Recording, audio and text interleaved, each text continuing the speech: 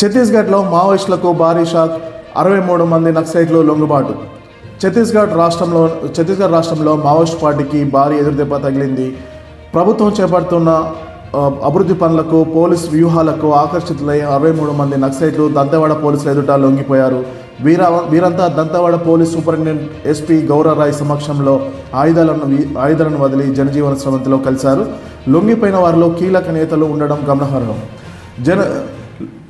మొత్తం 63 మంది లొంగిపోయిన వారిలో 36 మందిపై ప్రభుత్వం గతంలోనే భారీ రివార్డులను ప్రకటించింది. వీరిలో ఉన్న మొత్తం రివార్డు విలువ సుమారు 1,19,00,000గా ఉంటుందని పోలీసులు ధృవీకరించారు. మిగిలిన వారు పార్టీలో వివిధ విభాగాల్లో క్రియాశీలకంగా పనిచేస్తున్నట్లు సమాచారం. దంతెవాడ రిజర్వ్ గార్డ్ కార్యాలయంలో ఈ లొంగుబాటు కార్యక్రమం జరిగింది.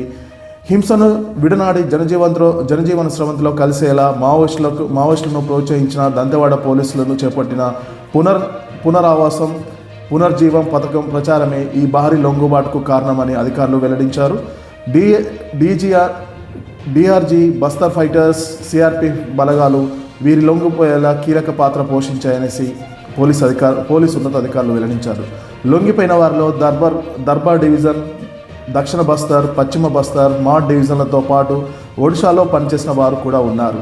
వీరిలో డివిజన్ కమిటీ సభ్యులు మోహన్ కర్తి, సుమిత్రా కర్తి, పీపుల్స్ కమిటీ సభ్యురాలు హంగి వంటి కీలక నేతలు కూడా ఈ లొంగిపోయిన వారిలో ఉన్నారు.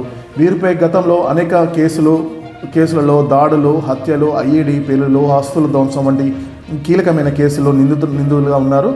ఛత్తీస్గఢ్ ప్రభుత్వం నక్సల్స్ పునరావాస విధానం ప్రకారం లొంగిపోయిన వారికి 50,000 రూపాయల తక్షణ ఆర్థిక సాయంతో పాటు నైపుణ్యాభివృద్ధిలో శిక్షణ, వ్యవసాయ భూమి, ఇతర సౌకర్యాలు కల్పిస్తున్నాయి.